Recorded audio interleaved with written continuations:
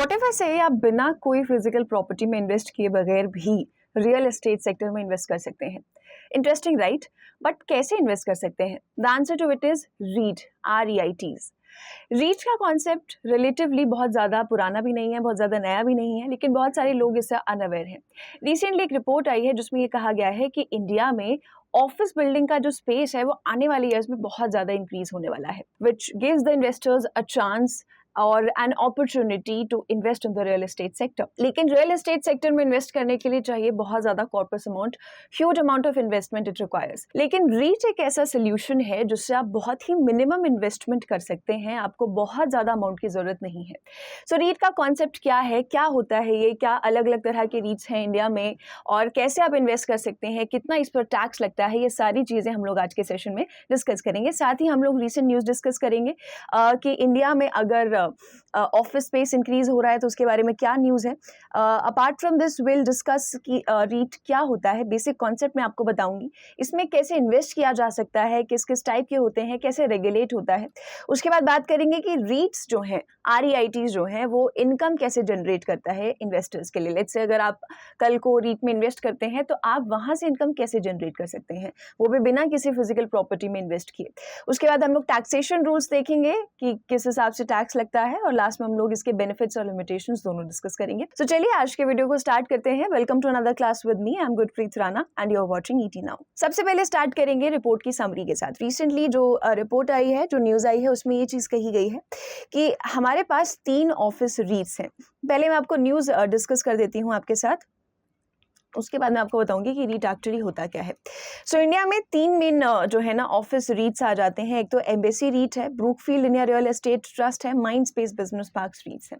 सो कहा गया है कि ये जो रीट्स हैं, real estate investment trust, REIT की फुल फॉर्म होती है रियल एस्टेट इन्वेस्टमेंट ट्रस्ट। सो ये जो रीट्स हैं, कहा गया है कि 3 बड़े इंडिया के रीट्स हैं जो कि लगभग 100 million square feet of office space जो है क्या है होल्ड करते हैं। इतनी जगह इन लोगों के पास ऑफिस स्पेस की ये 3 बड़े बड़े ट्रस्ट जो हैं एक्वायर करते हैं, which is about 12.5% of the total office stock in India.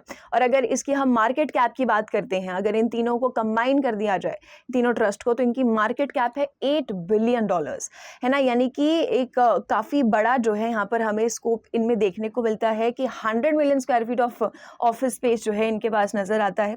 इसके अलावा रिपोर्ट में कहा गया है कि आने वाले टाइम में जो है ऑफिस डिमांड जो है वो 70 मिलियन स्क्वायर फीट भी क्रॉस कर जाएगी 2024 में, है ना। तो यानी कि डिमांड जो है वो आगे भी बढ़ती हुई हमें नजर आएगी। ऑलरेडी जो हमारे पास ट्रस्ट है उनके पास huge amount of land already है, अलग अलग लोकेशंस पे, प्राइमरी लोकेशंस पर, राइट। इसके अलावा बात करें तो रीट जो है ना, ये धीरे धीरे करके आपके और इंक्रीज करने वाले हैं। यहाँ पर अपॉर्चुनिटीज जो हैं हमें ज़्यादा देखने को मिलने वाली हैं। लेकिन अगर हम बात करते हैं कि रीट एक्चुअली में होता क्या है, ठीक है, रीट के पास बहुत सारा ऑफिस स्पेस है, ऑफिस की डिमांड, स्पेस की डिमांड बढ़ने वाली है, तो रीट एक्चुअली होता क्या है, व्हाट आर REITs, रीट्स होते क्या हैं। बेसिकली रीट की फुल फॉर्म क्या है, रियल एस्टेट इन्वेस्टमेंट ट्रस्ट। ये क्या है, अगर मैं आपको एक लेम टर्म में बोलूँ तो रीट एक ऐसी कंपनी होती है जो कि इस तरीके के जो ऑफिस स्पेसेस हो गए, शॉपिंग मॉल्स हो गए, कोई बड़ी बड़ी बिल्डिंग्स हो गई, इस तरीके की जो फिजिकल प्रॉपर्टी है या आप बोलें रियल एस्टेट लैंड है, इनको ओन करती है ना। एक कंपनी जो इस तरीके की फिजिकल प्रॉपर्टीज को ओन करती है, उसे ऑपरेट करती है, राइट। और वहां से जो रेंटल इनकम जनरेट होती है वो हो जाता है इस कंपनी का सोर्स ऑफ इनकम। सो रीट क्या है, एक इसी तरीके का ट्रस्ट होता है। इसे और आसान भाषा में समझाने के लिए, जैसे बहुत सारे हमारे व्यूअर्स को म्यूचुअल फंड्स के बारे में पता होगा। सो जैसे म्यूचुअल फंड्स में क्या होता है कि म्यूचुअल फंड्स में आप इन्वेस्ट करते हैं, आपकी तरह और बहुत सारे इन्वेस्टर्स होते हैं, राइट। सो जिस भी कंपनी का, जिस भी एसेट मैनेजमेंट कंपनी का वो म्यूचुअल फंड है, राइट, तो वो क्या करते हैं, अलग अलग इन्वेस्टर्स से मनी को पूल करेंगे, अलग अलग इन्वेस्टर्स पैसे देंगे और AMC जो होगी उस म्यूचुअल फंड की, वो क्या करेगी, उस पैसे को अलग अलग जगहों पर लगाएगी।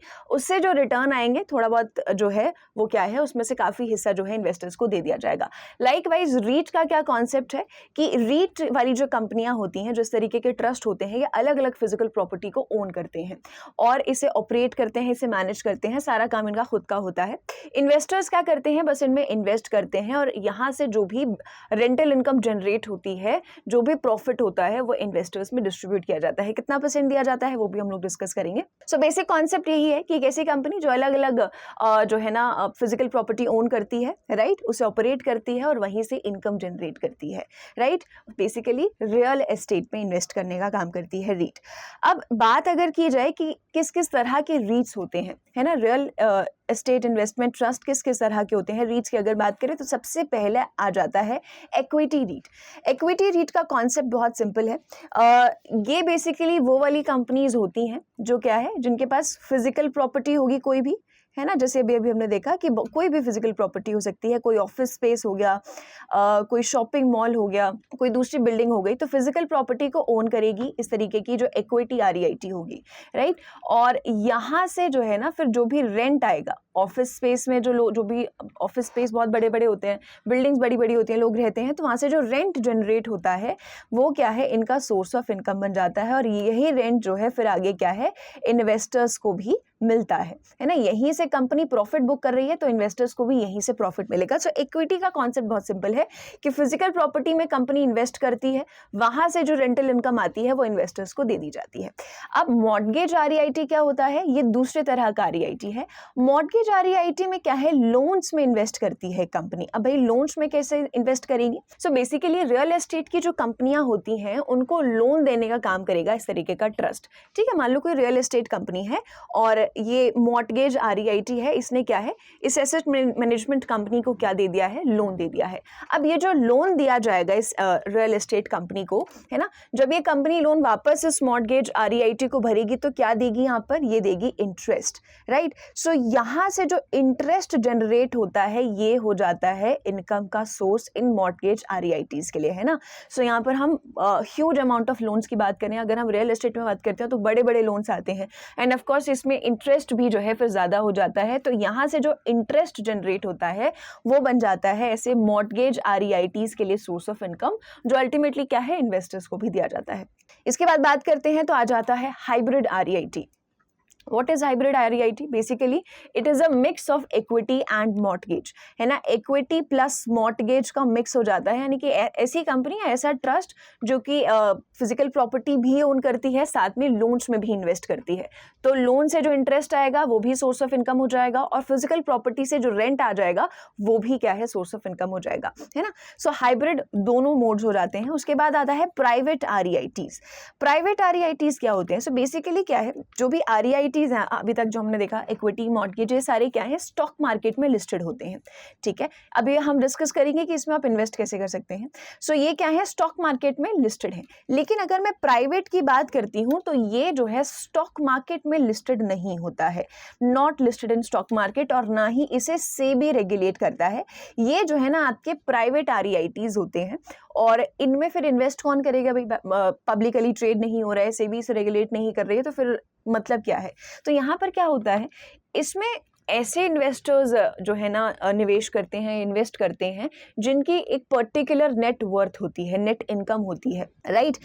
जो जिनकी एक स्पेसिफिक इनकम होगी या स्पेसिफिक नेट वर्थ होगी, वही क्या है, इन प्राइवेट REITs में इन्वेस्ट कर सकते हैं, है ना। तो यानी कि ये क्या है, प्राइवेटली हेल्ड है और क्योंकि अब ये प्राइवेटली है, पब्लिकली इन्हें ट्रेड नहीं किया जा सकता है, तो ये क्या हो जाते हैं, लेस लिक्विड हो जाते हैं, लिक्विडिटी इनकी कम हो जाती है बाकियों के कंपैरिजन में। इक्विटी, मॉर्गेज जो पब्लिकली जिनका ट्रेड किया जाता है वो ज्यादा लिक्विड होंगे, ज्यादा जल्दी जो है बेचा जा सकता है, खरीदा जा सकता है कंपैरेटिवली, अगर हम कंपेयर करते हैं प्राइवेट REIT से। तो ये क्या है, स्पेसिफिक इन्वेस्टर्स हैं जो कि इनको परचेज कर सकते हैं। इसके अलावा बात करें तो पब्लिकली ट्रेडेड REITs का कॉन्सेप्ट भी सिंपल है, प्राइवेट जैसा ही है। हाउएवर ये जो होते हैं इनको सेबी रेगुलेट करता है और ये जो है आपके ये भी पब्लिकली लिस्टेड होते हैं, यानी कि इनको भी आप ट्रेड कर सकते हो। सो ये क्या है, आपके कुछ प्राइमरी टाइप्स जो हैं आ जाते हैं REITs के, रियल एस्टेट इन्वेस्टमेंट ट्रस्ट के, इक्विटी, मॉर्गेज, हाइब्रिड, प्राइवेट और पब्लिकली ट्रेडेड REITs। इन सब के जरिए क्या है, आप एक तरीके से फिजिकल प्रॉपर्टी में इन्वेस्ट कर सकते हैं। अब बात करते हैं कि ठीक है, हमें पता चल गया कि आरईआईटीज़ क्या होते हैं और किस किस तरह के आरईआईटीज़ होते हैं। हमें पता चल गया कि अच्छा ऑफिस स्पेस की डिमांड भी इंक्रीज़ हो रही है। तो लेकिन अगर अब हमें इसमें इन्वेस्ट करना है तो कैसे कर सकते हैं? बहुत सिंपल है। लाइक बेसिक स्टॉक मार्केट में हम कैसे इन्वेस्ट करते हैं? अगर आपको किसी कंपनी का शेयर खरीदना है तो आपको भाई एक डीमैट अकाउंट की ज़रूरत होगी। लाइकवाइज आरईआईटीज़ में इन्वेस्ट करने के लिए भी आपको क्या चाहिए? एक डीमैट अकाउंट चाहिए, दैट्स इट। एक डीमैट अकाउंट आपको चाहिए होगा और इसी डीमैट अकाउंट के ज़रिए आप क्या है आरईआईटीज़ में इन्वेस्ट कर सकते हैं, क्योंकि हमने देखा कि ये आरईआईटीज़ क्या है, स्टॉक मार्केट में लिस्टेड होते हैं, है ना। ये क्या है, लिस्टेड होते हैं स्टॉक मार्केट में। तो आपको क्या है, अपने डीमैट अकाउंट के जरिए क्या है, सिंपली जाके जो भी आरईआईटीज़, जो भी अवेलेबल ऑप्शंस हैं इंडिया में, वहाँ पर जाकर आप इन कंपनीज के शेयर्स खरीद सकते हैं, होल्ड कर सकते हैं, राइट। जैसे कि इंडिया में अगर बात की जाए तो अभी अगर प्रेजेंटली बात करें तो 3 मेन जो है ना क्या है आरईआईटीज़ आ जाते हैं। सबसे पहला आ जाता है embassy office parks R E I T, mind space business park R E I T आ जाता है और Brookfield India real estate trust आ जाता है। तो ये 3 जो है ना मेन आरईआईटीज़ आ जाते हैं इंडिया में प्रेजेंटली, जिसमें आप क्या है इन्वेस्ट कर सकते हैं और एक तरीके से इनके जरिए आप क्या है रियल एस्टेट में क्या है इन्वेस्ट करेंगे। लेकिन आपको यहाँ पर एक चीज़ ध्यान रखनी है कि जब भी आप आरईआईटी में इन्वेस्ट करते हैं, राइट, तो इसका मतलब ये नहीं है कि आप कोई फिजिकल प्रॉपर्टी होल्ड करेंगे, है ना। मान लीजिए आपने आरईआईटी के कुछ शेयर्स खरीद लिए, इट डजंट मीन कि आपके पास कोई फिजिकल प्रॉपर्टी का कोई भी हिस्सा आ जाएगा। इसे फ्रैक्शनल इन्वेस्टिंग तो बिल्कुल कहा जा सकता है कि आप बहुत ही फ्रैक्शंस में इन्वेस्ट कर रहे हैं, राइट, लेकिन फिजिकल प्रॉपर्टी आप ओन नहीं करेंगे। रादर जैसे म्यूचुअल फंड्स में होता है, हमें कुछ यूनिट्स मिलते हैं, लाइकवाइज यहाँ पर भी क्या है, हम लोगों को इसकी जगह क्या है यूनिट्स दिए जाएंगे और उन यूनिट्स के जरिए हम क्या है प्रॉफिट बुक कर सकते हैं। सो इनडायरेक्टली हम लोग क्या है रियल एस्टेट सेक्टर में इन्वेस्ट करेंगे rather than directly holding that piece of land, है ना। और अब क्योंकि ये फिजिकल प्रॉपर्टी को होल्ड करने का, मैनेज करने का काम कौन करेगा? ये आरईआईटीज़, ये ट्रस्ट, ये सारा काम करेंगे। सो हमारे पास वो हैजल भी नहीं रहेगी कि हमें क्या है बार बार चेक करते रहना है कि कहाँ पर कौन सी प्रॉपर्टी है, कितने रेट पे देना है, कितने रेट पे बेचना है, कितना रेंट कलेक्शन है, ये सारी चीज़ों की टेंशन नहीं होगी। सो आरईआईटी के जरिए आप फिजिकल प्रॉपर्टी होल्ड नहीं करते हैं, रादर आप यूनिट्स होल्ड करते हैं। तो इन्हीं यूनिट्स को होल्ड करने के लिए आप स्टॉक मार्केट के जरिए अपना एक डीमैट अकाउंट बना सकते हैं और इन कंपनीज के शेयर्स खरीद सकते हैं। अगर मैं बात करूं कि भाई इंडिया में आरईआईटी कब से आया है, तो देखो इंडिया में 2014 में जो है ना सेबी ने आरईआईटीज के लिए गाइडलाइंस जारी किए थे, जिसमें सेबी ने ये कहा था कि आरईआईटीज जो भी इनकम जनरेट करेंगे उसका 90% जो है वो क्या है अपने इन्वेस्टर्स को देंगे। और कैसे देंगे? यहाँ पर ये दिया जाएगा डिविडेंड की फॉर्म में।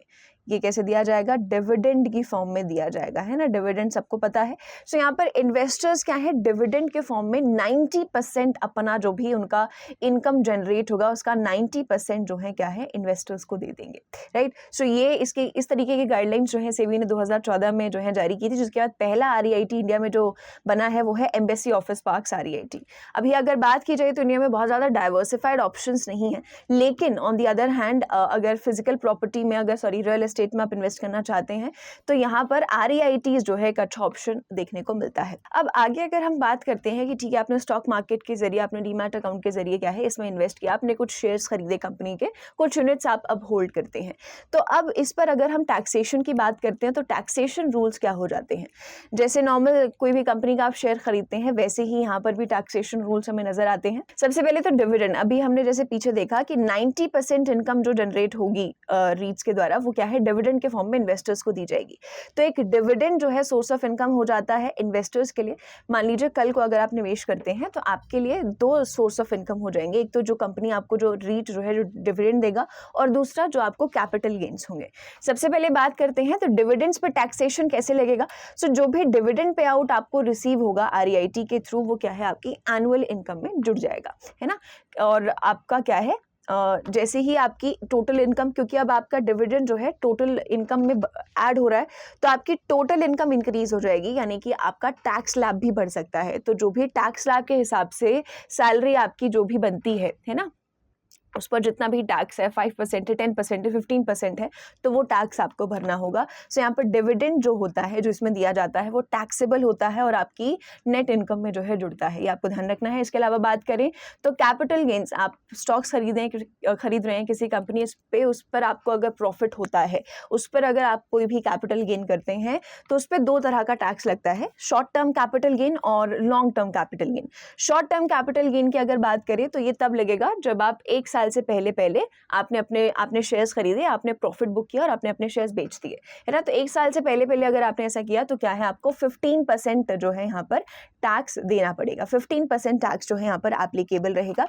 इसके अलावा आ जाता है long term capital gain. Long term capital gain की अगर बात करें तो अगर आप 1 साल से ज़्यादा अगर आपका जो शेयर है अगर आप उसे होल्ड कर रहे हैं और अगर 1 लाख रुपए से ज़्यादा आपने प्रॉफिट बुक कर लिया है तो उस केस में टैक्स लगेगा। और कितना टैक्स लगेगा यहाँ पर, 10% जो है लॉन्ग टर्म कैपिटल गेन में आपको टैक्स लगेगा। और शॉर्ट टर्म में अगर बात करें, यानी कि अगर 1 साल से पहले अगर आप प्रॉफिट बुक करके निकल जाते हैं तो 15% टैक्स जो है आपको कैपिटल गेन्स पे देना पड़ेगा। तो 2 प्राइमरी टैक्सेबल चीज़ें आ जाती हैं रीट्स में। एक तो डिविडेंड, क्योंकि डिविडेंड बहुत ज़्यादा मिलता है, 90% डिविडेंड कंपनी जो है दे रही अगर इन्वेस्टर्स को, तो डिविडेंड बहुत ज़्यादा है, तो टैक्सेबल है ये भी। और साथ साथ में कैपिटल गेन्स भी यहाँ पर क्या है, टैक्सेबल है, जैसे शेयर मार्केट में होता है। अब बात करते हैं कि REITs के बेनिफिट्स क्या क्या है। लेट्स से आप अगर REITs में इन्वेस्ट कर रहे हैं तो आपको क्या फ़ायदा हो सकता है।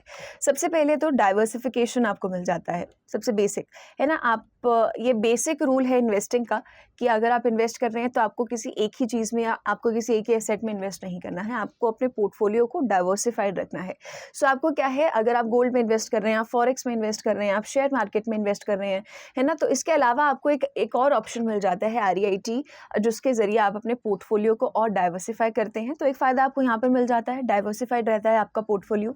उसके अलावा स्मॉल इनिशियल इन्वेस्टमेंट, देखो रियल एस्टेट में सबसे बड़ा जो एक ड्रॉबैक कह सकते हैं, है ना, कि लोग क्यों कतराते हैं रियल एस्टेट में इन्वेस्ट करने से, बिकॉज रियल एस्टेट में बहुत ज़्यादा इन्वेस्टमेंट चाहिए, बहुत ह्यूज अमाउंट आपको चाहिए, लैक्स में, करोड़ में आपको पैसे चाहिए, तब जाके आप प्रॉपर्टीज ओन कर सकते हैं, तब जाके आप इन्वेस्ट कर सकते हैं और तब आप जाके कुछ रिटर्न हासिल कर सकते हैं। लेकिन REITs के जरिए क्या है, आप इनडायरेक्टली छोटी इन्वेस्टमेंट के जरिए भी क्या है, प्रॉफिट बुक कर सकते हैं, है ना। स्टॉक मार्केट के जरिए आप REITs के शेयर्स खरीद सकते हैं, बहुत ही बेसिक जो है ना प्राइस पे खरीद सकते हैं, आपको लाख्स और करोड़ रुपए की ज़रूरत नहीं है रियल एस्टेट सेक्टर में घुसने के लिए। सो यानी कि छोटी आपको इनिशियल इन्वेस्टमेंट चाहिए, तो ये भी एक बेनिफिट आ जाता है।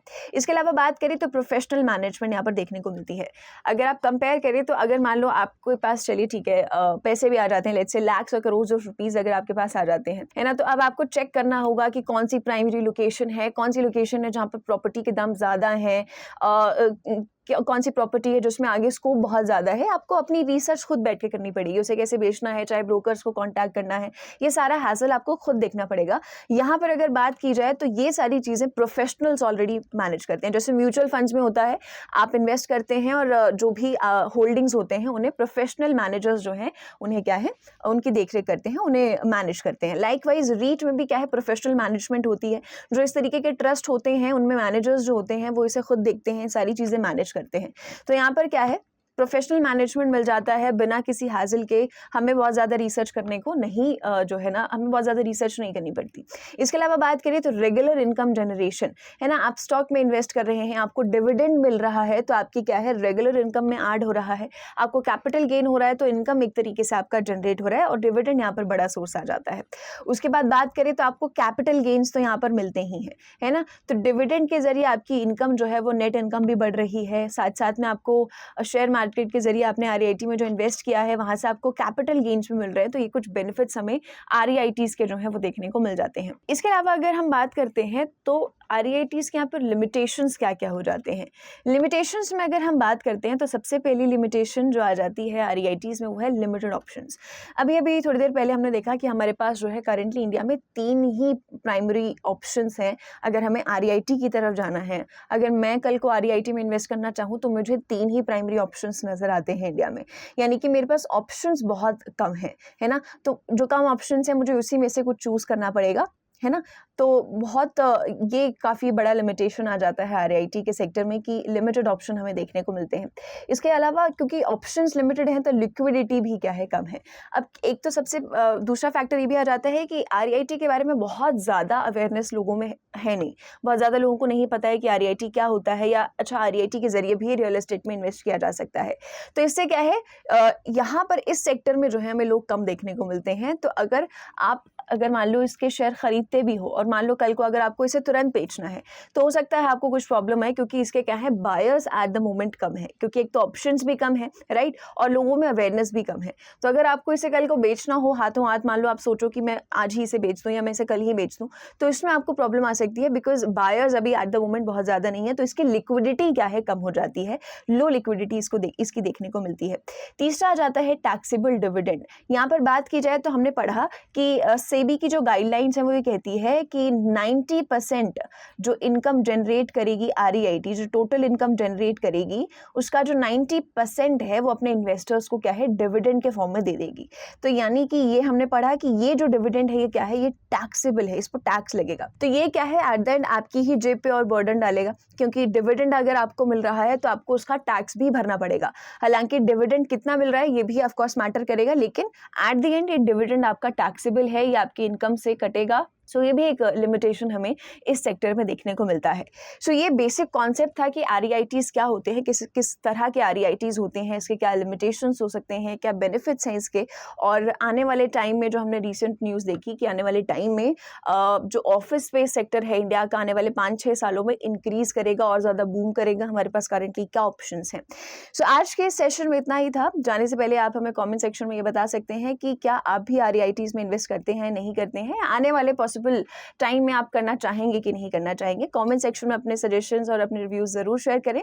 मिलेंगे अगले सेशन में, तब तक के लिए keep watching ET Now। For more of such videos, do like, share and subscribe to ET Now Swadesh.